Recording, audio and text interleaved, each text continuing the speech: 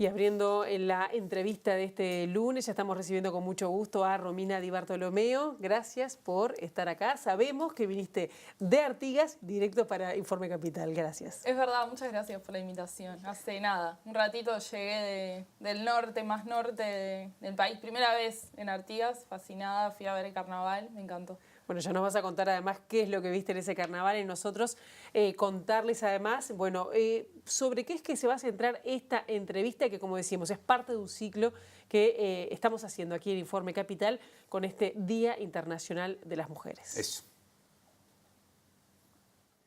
El 52% de la población en Uruguay es del sexo femenino, pero a nivel de derechos se encuentran rezagadas en relación a los hombres. Si bien la participación laboral de las mujeres en Uruguay es de las más altas en América Latina y tiene un nivel educativo promedio más alto que los hombres, siguen cobrando menores salarios y orientándose hacia profesiones consideradas femeninas. Siendo parte de la principal minoría étnico-racial del país, las mujeres afrodescendientes la tienen más difícil, presentan niveles educativos menores y son más pobres las mujeres de otras ascendencias. Hoy en Informe Capital y en el marco de la Semana de las Mujeres, la entrevistada es una joven modelo uruguaya, Romina Di Bartolomeo. Romina ha participado en desfiles comerciales y videoclips en Uruguay y para el exterior. Estudia sociología y es militante afro y feminista. Desde su trabajo ha tratado de visibilizar la discriminación racial y la invisibilización de las personas negras en nuestro país. ¿Cómo es la lucha por los derechos de las mujeres afrodescendientes respecto al resto de las mujeres? ¿De qué modo intenta visibilizar las tradiciones afros desde su profesión de modelo? ¿Se ha debido adaptar a los cánones de belleza imperantes para hacer carrera como modelo? ¿Cuánto pesan las tradiciones, la cultura y la identidad afro en las reivindicaciones del 8 de marzo? Estas son algunas de las cuestiones que estarán hoy sobre la mesa. Romina, en la presentación había una frase que voy a repetir ahora que creo que es indiscutible. Decía en un momento, siendo parte de la principal minoría étnico-racial del país, las mujeres afrodescendientes la tienen más difícil. Claro, ahí se empiezan a cruzar cosas cuando uno va a tu historia. Sos una mujer afrodescendiente, modelo. Es decir, también el componente de lo que la sociedad entiende que es belleza, que siempre es subjetivo, entra a jugar. ¿Considerás que ser modelo o ese reconocimiento o ese logro tuyo profesional o vocacional te ha puesto en un lugar distinto con respecto al colectivo de mujeres afro? Sí, claro, sin duda. Está bueno siempre reconocer en la posición política y social a la que uno se encuentra. El ser modelo se me encuentra como una situación de privilegio con respecto al colectivo, pero no solamente por mi trabajo, sino, bueno, haber alcanzado un nivel universitario, bueno, soy hija única, digamos, nací en un barrio no periférico, que, bueno, lamentablemente es la característica, es la norma de la población afro. Pero si bien vengo de una familia de clase media-baja, en donde el resto de mi familia quizás cumple con ese patrón, de hecho tengo familiares en Brasil y en Argentina también, y bueno, en una situación similar. Pero digo, mi origen es ese, siempre trato como dejarlo en claro porque lamentablemente es la realidad. Quizás soy la única de mi familia que me despegué, que es el caso de algunas personas afro que tenemos como esa característica. ¿Y cómo conviven en vos el modelaje y el activismo? Ahora, en este momento, ya es algo que digamos, ya el mundo de la moda está acostumbrado. Pero en un principio yo me cuestioné mucho de hablar de este tema. También fue una transición. Está bueno aclarar de que bueno, uno no, por ejemplo, en mi caso yo no vengo de una familia activista. Claro. Soy, digamos, la primera en mi familia que empiezo a hablar de estos temas públicamente y a tratar esta deconstrucción también en familia, con mi madre, con mis primas, mis tíos. Y bueno, al principio me costó también trabajos, digamos, gente que me decía, bueno, pero no hables tanto. Digo, como algunas personas que me siguen o me conocen, yo lo hago a través de las redes. Y las redes también generan como una sobreexposición mucho más que mi trabajo, es como una exposición de la exposición. Y bueno, recibí comentarios de todo tipo, que bueno, sí, una vez tuve como una situación digamos, de ciberacoso, y que fue la primera vez que tuve una entrevista televisiva, digamos, masiva, en donde, bueno, reafirmaba de que Uruguay es un país racista, y fue como ¿Eso te terrible. valió la reacción de esa persona o de esas personas? No sé quiénes Fueron más de 100 los Más comentarios. de esas personas, esas muchas, lamentablemente. Sí, me asusté un poco y realmente, o sea, por un lado fue, bueno, confirman lo que yo estoy diciendo, porque, digamos, todos los comentarios empezaban con el negra. Sí, claro. Pero bueno, después, a partir de allí, en realidad, eso fue en el año 2015, a partir de allí se empiezan a contactar conmigo distintas personas pertenecientes a diferentes colectivos, y bueno, y ahí es que me invitan a participar, bueno, en distintas instancias. Mónica Dos Santos, que es una compañera de afroartesanas, de Singa, que es un colectivo de afroartesanas, y ella como que me acerca al movimiento, y hoy por hoy, más allá de que a veces hay como cierta resistencia, sigue pasando de cuando se habla públicamente de estos temas, me siento como con un respaldo ya de un colectivo que en ese momento no lo tenía, porque fui más como Romina que como activista. Claro, ¿cuándo, Romina, te diste cuenta? Porque a veces hay un momento en la vida de uno que hace un clic o que empiezas a darte cuenta y ser consciente de pertenecer a una minoría en este país. Y es un trabajo que lleva tiempo, que te empezás a recordar cosas de tu infancia. Y bueno, yo más o menos ya como en el 2012, que empiezo a tratar estos temas a través de las redes, gracias a Mayra da Silva, que es otra activista que en este momento se encuentra en Madrid.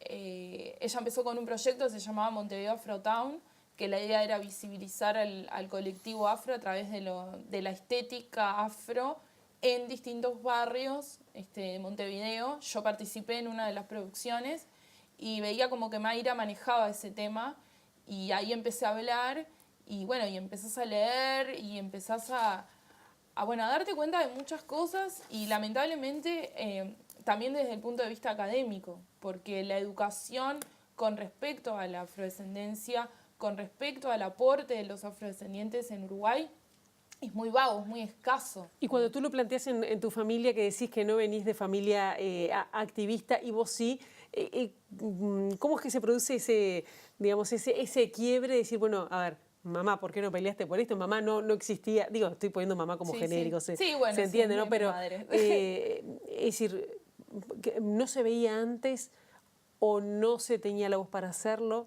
y ahora vos sí? Bueno, en un principio también hubo como una resistencia, pero en realidad la resistencia tiene que ver justamente al miedo, al estar en la posición en la que estoy, trabajando de modelo, siendo de las muy poquitas modelos afrodescendientes que están trabajando actualmente, o sea que digamos, somos muy poquitas. ¿Cuántas son? No más de 4. Y sí, y algunas van y vienen, pero en moda y publicidad por el momento estoy yo. O sea, eso es lo que haces vos, moda y publicidad fundamentalmente. Sí. Y bueno, en realidad, conversando con nuestras familias, digo, hay algo que yo siempre hablo y trato de explicar a las personas no afro, incluso a mi entorno, porque también eso, empezás a darte cuenta de que yo recién, cuando empecé a militar, puntualmente en el 2016 y en el 2017 cuando me uno a Jóvenes Afros, que es en el grupo que estoy actualmente, empezamos a tener estas conversaciones con mis compañeros de que, bueno, muchos tenemos amigos afros ahora, porque mi entorno siempre fue un entorno, dice llanamente, blanco. Entonces, ahora tengo amigos afrodescendientes que compartimos experiencias, que compartimos experiencias comunes en la escuela. Siempre digo que que en el tema de la discriminación racial, yo te puedo traer millones de estadísticas y te puedo hablar en un lenguaje sociológico, social, cientista social, pero hay cosas que son empíricas. Es como en el tema de género, ¿no? En mi caso se cruzan Sí. las dos y las tres, porque también soy joven, ¿no? Entonces, simplemente tengo que preguntarle a, no sé, a alguno de mis amigos, bueno, ¿cuántos docentes afrodescendientes tuviste? ¿Cuántos médicos afrodescendientes te han atendido? ¿Cuántas personas afrodescendientes ves en la televisión con regularidad? ¿En dónde encontrás representación afro en todo lo que tú miras en el cine y todo lo que sea, ¿no? Uruguay también? Somos prácticamente un 10% de la población, pero no estamos representados. Bueno, ustedes que mencionaban que yo venía de Artigas, estuve en la frontera y en la frontera pude conseguir, por ejemplo, productos para nuestro pelo, que acá en Uruguay, en el Montevideo, Claro. no hay. ¿No los conseguís? No los conseguís. Claro. No. Recién en el año pasado, Doris Piris, otra compañera, lanzó su línea de productos, pero también una mujer negra, un emprendimiento con muchísimo esfuerzo. Y una cosa que me llamó la atención, allá que estuve con mis amigas también, afros. En Artigas. En Artigas. Guaraí del otro lado en Brasil. Guaraí, cruzamos allí, aprovechamos a traernos todo el arsenal de productos para nuestro pelo. Lo que dicen en los packagings.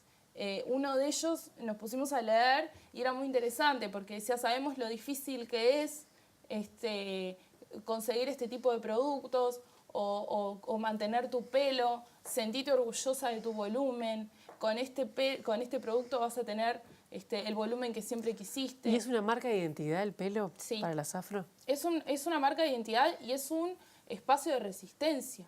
De hecho, las panteras negras, por ejemplo, por allá por los años 70 en Estados Unidos, lo primero que hicieron fue dejar sus motas como arma bueno, esto es político, dejarse el pelo natural, el yo haber decidido dejar de lasear mi pelo, que era algo que lo hacía desde que tenía 10 años, hace 4 años que dejé de lasearlo y verme al espejo y decir, este es mi pelo.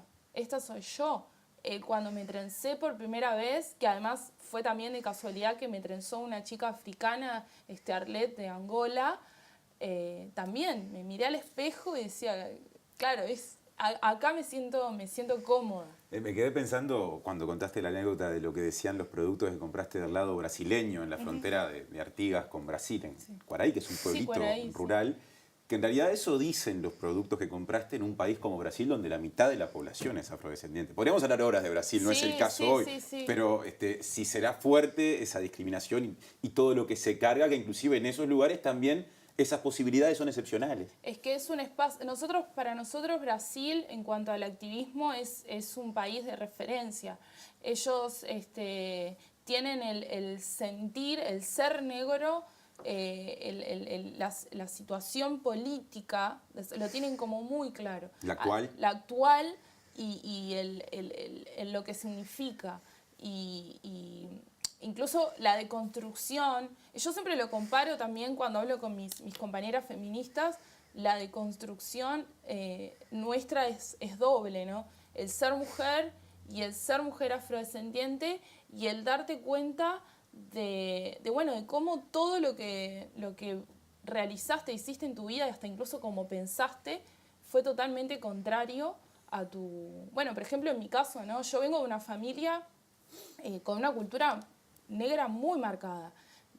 Soy del barrio Buceo, mi tío fue un compositor muy conocido dentro del carnaval, dentro del candombe. Nombrémoslo. Sí, él falleció en el 2010, pero Julio Meneíto y Bartolomeo fue uno prácticamente de los fundadores de Yamboqueña. Yo me crié en ese ambiente.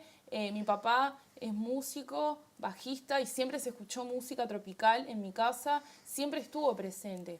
Pero al momento de salir, ahora, bueno, las llamadas son cool y participa gente que de repente nunca le gustó, nunca estuvo relacionada al candombe, y hoy como es como un espacio, bueno, el candombe es de todos. Vienen turistas. Vienen turistas, los precios, el despliegue, la transmisión, todo se volvió como mucho más aceptable, pero en su momento generaba una vergüenza para nosotros decir que venías de una familia candombera. Claro, ahora estamos ya a las puertas de un 8 de marzo.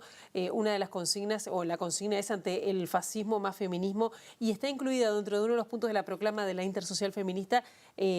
Bueno, hay varias cosas, pero dice, bueno, no retroceder en las leyes aprobadas que reconocen una nueva generación de derechos humanos, y termina ese primer punto con incluir acciones afirmativas para la, perdón, la población afrodescendiente. ¿Vos te sentís incluida en este movimiento, en estos reclamos del 8 de marzo? O digo, pensando como persona afrodescendiente, ¿no? Que esto es relativamente novedoso, digo, que incluyan esta última oración. Sí, bueno, de hecho tenemos preparado una concentración, una marcha muy fuerte, porque aparte se da en el marco de la llegada... Sí, o sea, vamos a estar, digamos, se suma como columna. Pero vamos a hacer un bloque de mujeres afrodescendientes.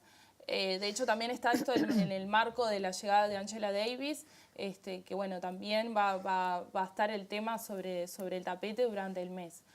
Pero, digo, todos estos espacios dentro del discurso feminista han sido gracias a la resistencia y al insistir por parte de todas las compañeras, de todos los colectivos, las chiquinas de Misangas, las chiquinas de Diálogo Político, porque todavía seguimos estando excluidas. Yo siempre pongo el ejemplo de las actividades del mes afro, ¿no? Nosotros tenemos un mes, el mes de la afrodescendencia, en julio, que bueno, el tema de que haya como un mes también tiene sus pros y sus contras, porque a veces es como ese mes y después durante el año como que la gente se olvida, pero digo, me pasó, por ejemplo, de estar el año pasado, de participar en la actividad que Susana Andrade organiza todos los años en el marco del mes.